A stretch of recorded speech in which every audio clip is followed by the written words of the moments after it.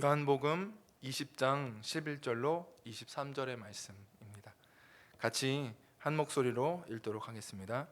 마리아는 무덤 밖에 서서 울고 있더니 울면서 구부려 무덤 안을 들여다보니 흰옷 입은 두 천사가 예수의 시체에 뉘었던 곳에 하나는 머리편에 하나는 발편에 앉았더라. 천사들이 이르되 여자여 어찌하여 우느냐 이르되 사람들이 내 주님을 옮겨다가 어디 두었는지 내가 알지 못함이니이다. 이 말을 하고 뒤로 돌이켜 예수께서 서 계신 것을 보았으나 예수이신 줄을 알지 못하더라. 예수께서 이르시되 여자여 어찌하여 울며 누구를 찾느냐 하시니 마리아는 그가 동산지기인 줄 알고 이르되 주여 당신이 옮겼거든 어디 두었는지 내게 이르소서 그리하면 내가 가져가리이다. 예수께서 마리아야 하시거늘 마리아가 돌이켜 히브리 말로 라보니 하니 이는 선생님이라 하는 말이라. 예수께서 이르시되 나를 붙들지 말라. 내가 아직 아버지께로 올라가지 아니하였노라. 너는 내 형제들에게 가서 이르되 내가 내 아버지 곧 너희 아버지 내 하나님 곧 너희 하나님께로 올라간다 하라 하시니 막달라 마리아가 가서 제자들에게 내가 주를 보았다 하고 또 주께서 자기에게 이렇게 말씀하셨다 이르니라. 이날 곧 안식 후 첫날 저녁에 제자들이 유대인들을 두려워하여 모인 곳의 문들을 닫았더니 예수께서 오사 가운데 서서 이르시되 너희에게 평강이 있을지어다 이 말씀을 하시고 손과 옆구리를 보이시니 제자들이 주를 보고 기뻐하더라. 예수께서 또 이르시되 너희에게 평강이 있을지어다 아버지께서 나를 보내신 것 같이 나도 너희를 보내노라. 이 말씀을 하시고 그들을 향하여 숨을 내쉬며 이르시되 성령을 받으라. 너희가 누구의 죄든지 사하면 사하여질 것이요 누구의 죄든지 그대로 두면 그대로 있으리라 하시니라. 아멘. 짧게 기도하고 말씀 나누도록 하겠습니다. 사랑과 은혜가 풍성하신 하나님 아버지 감사합니다. 이 시간 귀한 주님의 날을 허락하여 주시고 주님 안에서 안식할 수 있는 귀한 날 허락하시며 감사합니다. 이렇게 주일 저녁까지 각처에서지만 예배드릴 수 있도록 귀한 은혜 베풀어 주심에 감사합니다. 시간 경건하게 영과 진리로 예배할 수 있도록 주여 인도하시고 성령 하나님 우리 가운데 교통하옵소서. 말씀을 나눈 자가 너무나도 부족하오니 종은 십자가 뒤에 가려 주시고 오직 하나님의 말씀과 복음만이 선포되어 줄 수 있도록 진리의 성령님 인도하여 주시옵소서. 감사드립니다. 예수님의 이름으로 기도합니다. 아멘. 네. 열리다라는 제목으로 여러분들과 말씀을 좀 나누고자 합니다. 우리는 지금 비상한 때를 살아가고 있습니다. 이러한 비상한 때에 우리는 어떻게 삶을 살아가야 할까요? 바로 우리는 비상한 기도가 필요하겠지요. 그래서 목사님께서도 1시간씩 시간을 정해서 각 가정에서 기도하라 이렇게 부탁을 하셨는데 각 가정에서라도 이렇게 기도하는 장소와 시간을 꼭 떼어서 함께 기도할 수 있게 되기를 소망합니다. 그래서 워룸이라는 영화 속에서도 작은 공간이지만 그 기도하는 처소를 마련해서 꼭 기도했던 것처럼 우리가 이렇게 시간과 장소를 떼어서 가정에서라도 같이 꼭 구별해서 기도할 수 있는 저와 여러분들 되길 소망합니다.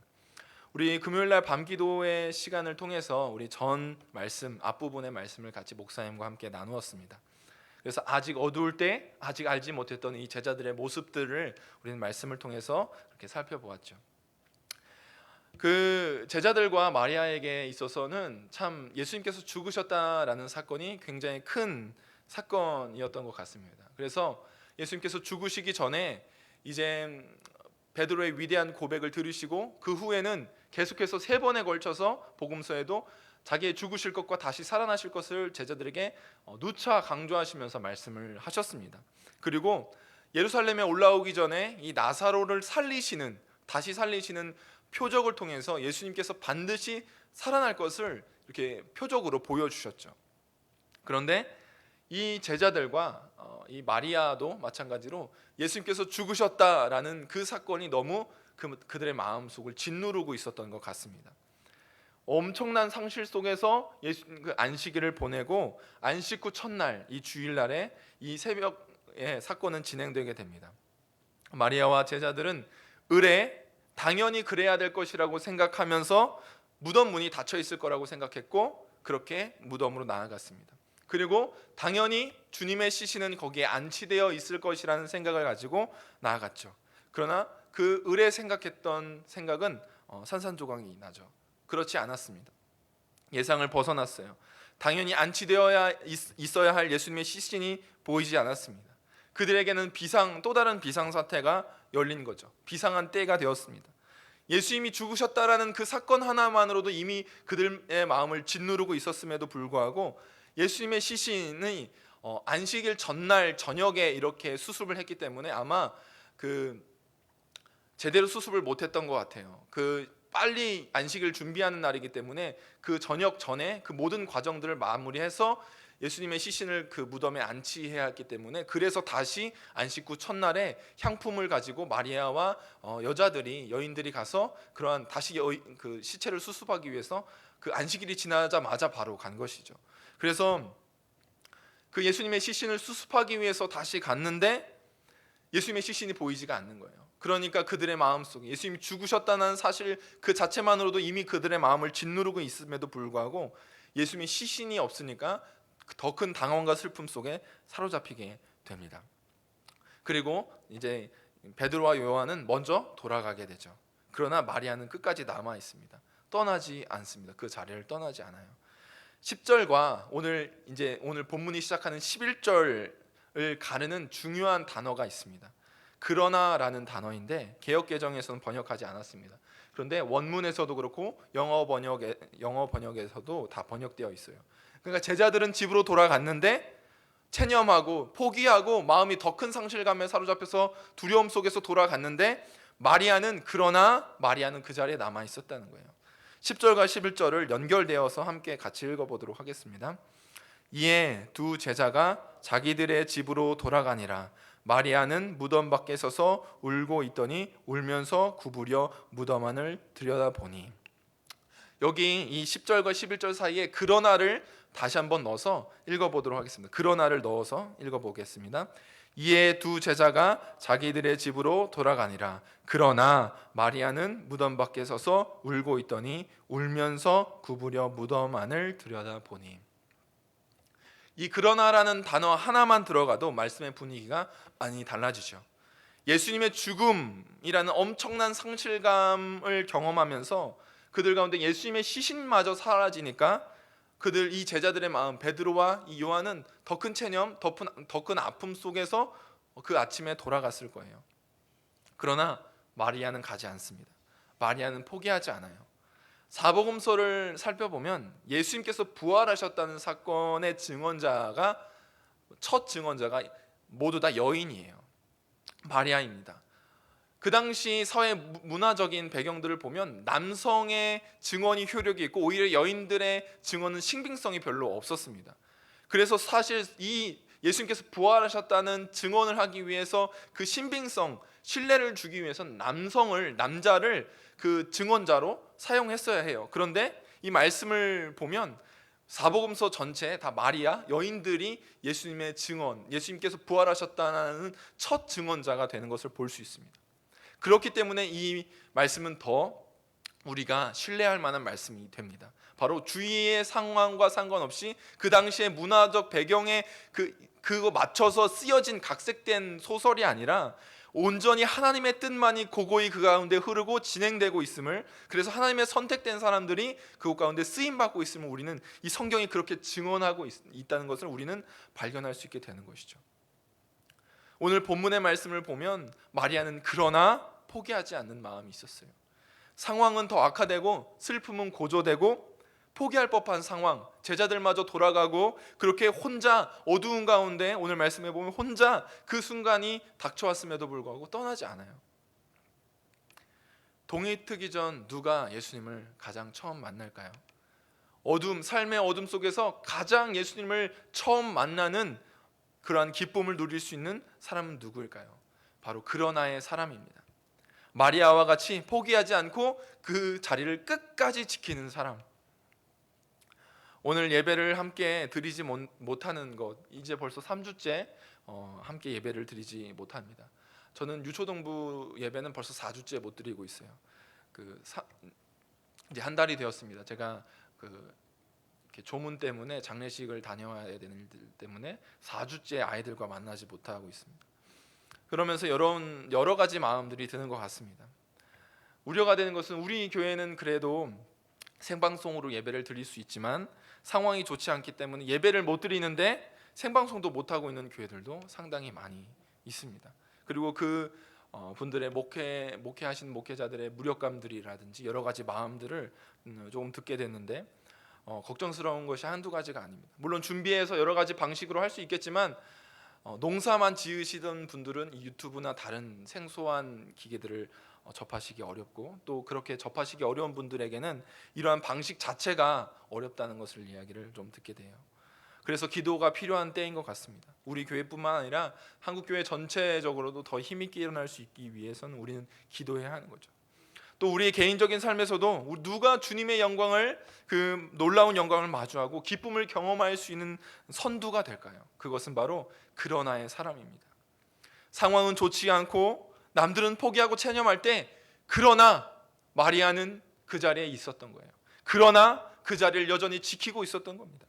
포기하지는 않는 사람만이 그 복음의 영광, 예수님께서 부활하셨다는 영광의 빛, 동틀면서 예수님께서 다가오셨던 그 영광스러움을 경험할 수 있게 되는 거예요. 이 땅의 삶을 살아가는 사람 그 누구도 삶은 쉽지 않습니다. 그리고 요즘은 더 어려운 때를 지나고 있죠. 그러나 우리는 마땅히 있어야 할 자리를 떠나서는 안 됩니다. 믿음을 지키고 어렵더라도 분투하는 그 자리, 슬픔에 휩싸였을지라도 우리는 체념에 사로잡혀서는 안 됩니다. 때때로 나아가지 못하더라도 자리를 지키는 것만으로도 충분한 때가 있습니다. 그러니 나아가지 못한다고 스스로를 너무 정죄하거나 한탄스럽게 여길 필요가 없습니다. 때때로는 그 누군가에게는 지금이 그때일 수도 있겠지만 때때로는 그 자리를 버티고 그 자리를 지키는 것만으로도 충분할 때가 있는 것이죠. 바로 마리아에게 그랬습니다. 제자들은 돌아가고 그러나 마리아는 그 자리를 지켰죠. 그리고 마리아는 그 자리를 지키고 나서 다시 몸을 굽으려 그 무덤 안을 보게 됩니다. 그러자 제자들이 왔을 때는 보이지 않았던 두 천사가 있죠. 앉아 있습니다. 예수님을 뉘었던 곳에 하나는 머리편에, 하나는 발치에 앉아 있습니다. 왜 머리편과 발치에 앉아 있었을까? 이 말씀을 묵상하면서 왜 굳이 그냥 앉아 있었더라 표현하면 되지, 뭐 머리편, 발편, 왜 이렇게 굳이 앉은 자리를 구체적으로 설명했을까? 좀 말씀을 묵상하면서 궁금하더라고요. 그런데 가만히 생각을 하면 할수록 예수님의 시신은 없다라는 것을 이렇게 마리아에게 보여주고, 또 그러기 때문에 시신은 없는데 예수님께서 살아나셨다라는 이야기들을 반증해서 보여주려고 그랬던 것 같아요. 그래서 제자들이 봤을 때는 없었던 이 두 천사가 갑자기 그 자리에 앉아 있습니다. 마리아는 이 사실 자체만으로 사실 기묘하게 이야기가 흘러감에도 마리아는 그 상황 속에서 뭔가 자연스럽게 반응하는 걸 볼 수 있어요. 다른 복음서에 보면 이 두 천사들이 나타났을 때 굉장한 큰 두려움에 사로잡히게 됩니다. 그런데 오늘 요한복음에는 그 두려움에 대한 이야기가 전혀 없습니다. 그냥 마리아가 자연스럽게 대화를 해요. 지금 마리아에게 중요한 것이 무엇일까요? 두려움일까요? 아니었던 것 같습니다. 때때로 극한의 감정은 두려움을 이깁니다. 극한의 용기는 죽음이라는 두려움도 이겨내고 어떤 희생적인 사랑을 보여주기도 하고요. 극한의 슬픔 또한 어떤 두려움을 극복하는 어떤 경우들도 우린 보게 되죠. 그래서 이 마리아에게 지금 중요한 것은 예수님이 보이지 않는다, 예수님의 시신을 찾을 수 없다라는 그것 때문에 강한 슬픔, 그래서 두려움을 표현하지 않고 있는 거죠. 그러자 천사들이 물어보는 거예요. 왜 우느냐? 어찌하여 우느냐? 그 물음에 마리아가 가지고 있었던 슬픔의 원인을 이야기해요. 사람들이 내 주님을 옮겨다가 어디다 두었는지 알 수 없습니다. 13절의 말씀을 같이 읽겠습니다. 천사들이 이르되 여자여 어찌하여 우느냐? 이르되 사람들이 내 주님을 옮겨다가 어디 두었는지 내가 알지 못함이니이다. 아멘. 마리아의 우는 이유는 주님이 없어서 주님을 찾고 있는 거예요. 내 주님을 찾는다는 말이 저에게는 얼마나 크게 다가왔는지 모릅니다. 사실 도마가 의심하고, 예수님께서 찾아오셨을 때 의심하고, 내가 그 못자국 난 손에 옆구리 창이 찔린 그 자리에 내가 손을 넣어보지 않고는 믿지 않겠다라고 고백했던 그 도마에게 나타나셔서 그렇게 넣어보라 라고 말씀하셨을 때, 도마가 고백하는 말도 나의 주님이시요 나의 하나님이십니다 라고 고백을 해요. 그러니까 내 주님이라는 그 고백은 사실 위대한 고백이에요. 그 지금 마리아가 고백하고 있어요. 내 주님을 어디다 두었는지 내가 알지 못해서 내가 슬퍼하고 있습니다. 물론 이 경황이 없는 중에 이 마리아가 대답을 했겠지만, 마리아는 주님을 찾고 있어요. 바로 뒤에 주님이 서 계셨는데도 불구하고, 예수님께서 서 계셨는데도 불구하고 마리아는 주님을 찾고 있습니다. 14절의 말씀을 같이 읽겠습니다. 이 말을 하고 뒤로 돌이켜 예수께서 서 계신 것을 보았으나 예수인 줄을 알지 못하더라. 아멘. 왜 알지 못했을까요? 저는 이 이야기들을 보면서 이게 잘 이해가 안 되더라고요.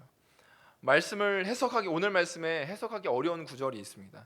난해한 의미 있는 구절도 있지만, 그것보다도 마리아가 주님을 알아보지 못했다라는 것이 저에겐 더 어렵게 다가왔어요. 이 예수님께서 부활하시고 난 다음에 마가복음에 보면 이 내려가는 두 제자에게 함께 나타나셔서 이야기도 나누시고 이렇게 하십니다. 그런데 그 제자들이 알아보지 못해요. 그런데 예수님께서 변화된 모습이어서 알아보지 못했다라는 말씀이 나옵니다. 예수님께서 오늘 이 나타나셨을 때 변화된 모습이어서 이 마리아가 알아보지 못했던 것일까? 여러 가지 생각이 들더라고요. 그런데 금요일 밤 기도에 제가 이제 전부터 묵상하고 있었으니까 금요일 밤 기도의 말씀을 통해서 그렇구나. 이들이 아직 어두울 때, 아직 성경의 말씀, 그 말씀을 알지 못했기 때문에 예수님을 알아보지 못했구나라는 사실을 깨닫게 되었어요.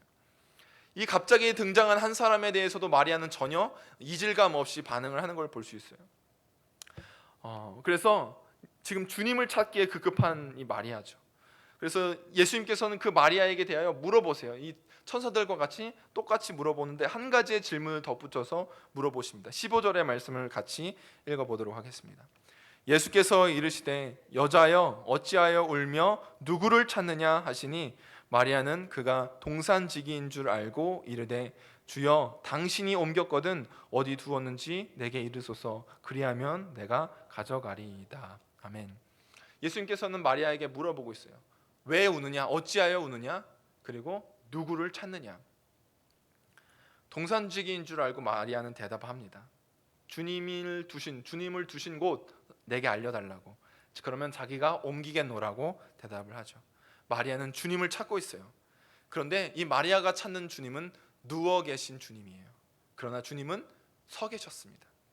마리아의 언어들을 답변하는 언어들을 가만히 보면 예수님께서는 옮겨지시는 분이에요. 얼마든지 옮길 수 있는 피동적인 존재로 주님을 찾고 있어요. 우리가 주님을 찾습니다. 어려운 때 주님을 찾아요. 그런데 우리가 찾는 주님이 때때로 누워 계신 주님.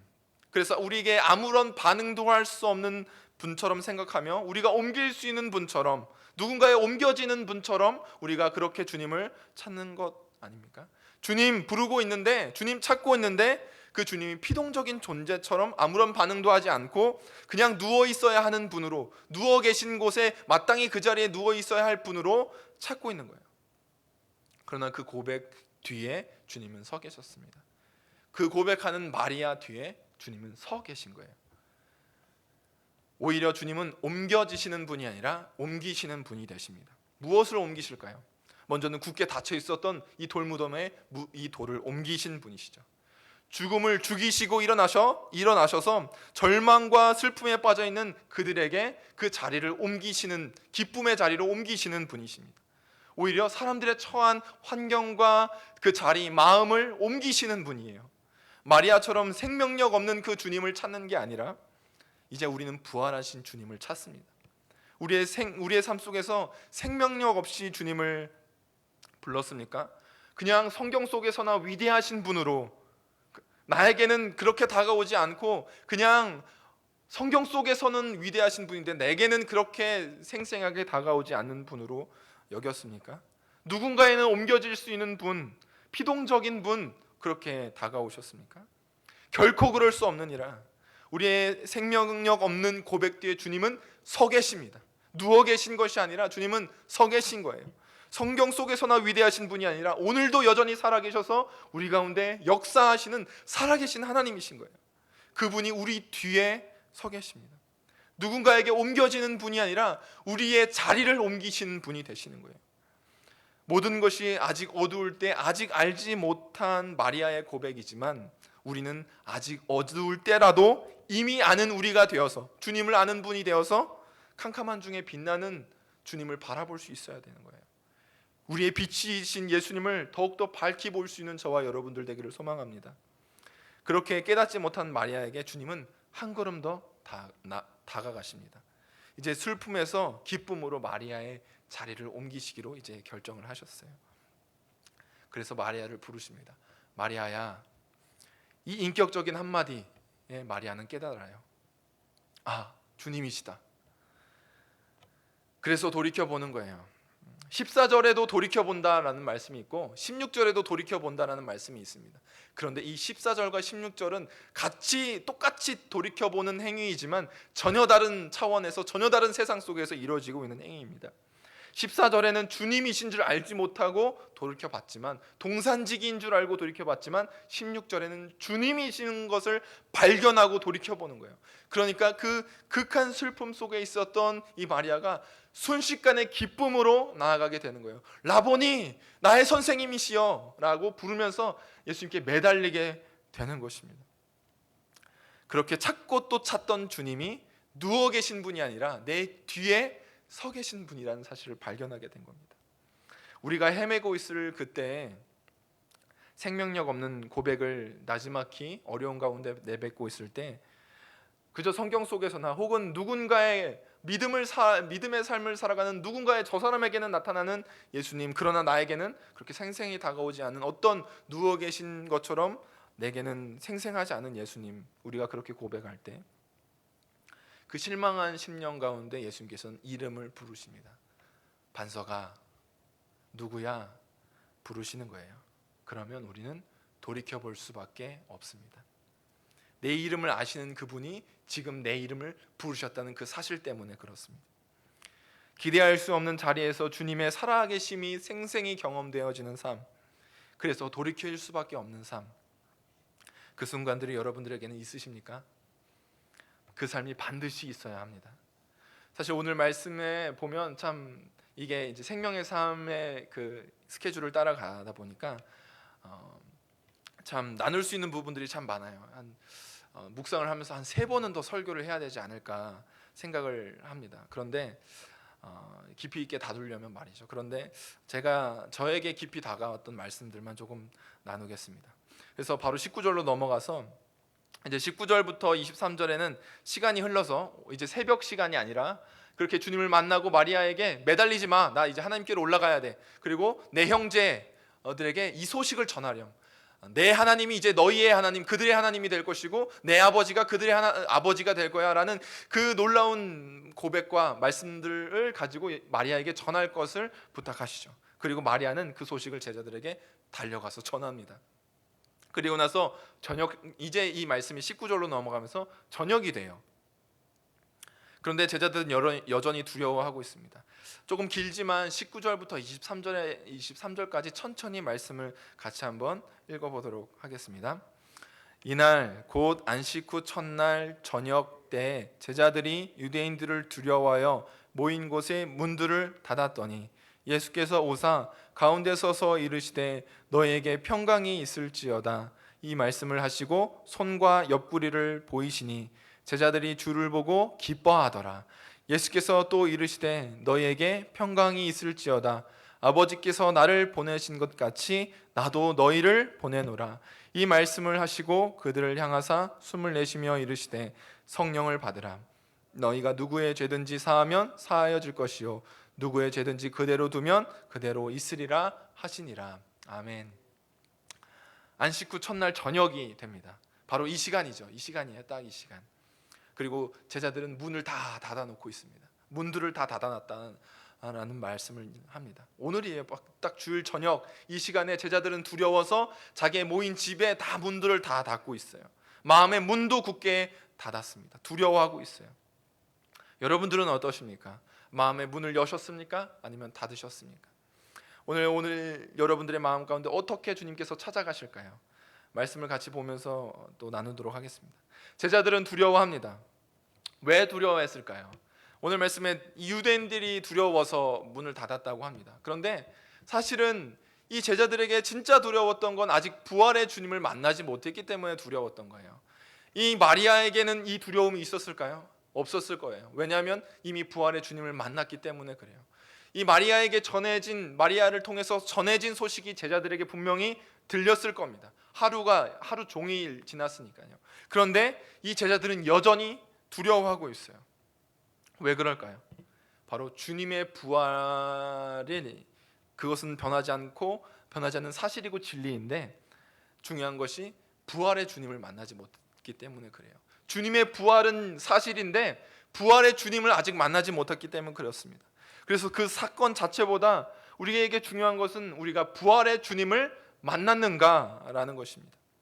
우리가 어떻게 하면 삶에서 두려움 없이 당당하게 평안함을 누리며 평강하며 하나님의 사람으로 삶을 살아갈 수 있을까요? 그것은 주님의 부활을 아는 것이 아니라 부활의 주님을 만나는 것입니다.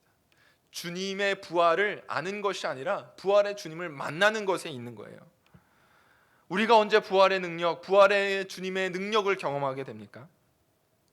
삶의 터전에서 두려워서 문을 다 닫았을 때, 아무도 들어오지 못하도록 장벽들을 치고 꽁꽁 숨어 있을 때, 그 상황들에 사로잡혀서 마음의 장벽들을 치고 마음의 문을 다 닫고 그렇게 두려움 가운데, 여러 상황 가운데 우리의 마음이 다 사로잡혀 있을 때 주님은 어떻게 제자들을 만나실까요? 4월 1일은 저에게 참 의미 있는 날입니다. 만우절이죠. 만우절인데 저에게는 만우절뿐만 아니라 또 다른 생일처럼 여겨지는 날이 됩니다. 그렇게 제게 강렬했던 경험을 하면서 묵상한 것이 바로 생명과 사망을 다스리시는 주님, 그리고 그 주님께서 내게 주신 부활하신 그 주님이 우리의 삶에 어떠한 생명력을 주시는가, 어떻게 부활의 능력을 경험하면서 살아갈 수 있게 하시는가였습니다. 요즘 문을 다 닫습니다. 코로나19로 인해서 참 마음도 어렵고 실제 생활 속에서도 참 문을 쉽게 더 닫는 것 같아요. 마음의 문도 닫고요. 두렵고 불안하고 여러 가지 불편한 감정들, 의심하면서 그렇게 다가가지 못하는 감정들이 우리 사회에 만연해지는 것 같아요.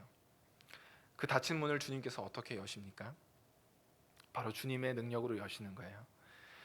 굳게 닫혀 있었던 돌무덤을 주님께서는 부활하셔서 여셨습니다. 제자들의 집 문도, 마리아의 마음도, 제자들의 마음도 그 굳게 닫혀 있었으나 주님의 능력으로 여셨습니다. 주님의 능력으로 그 한복판으로 들어가시는 거예요.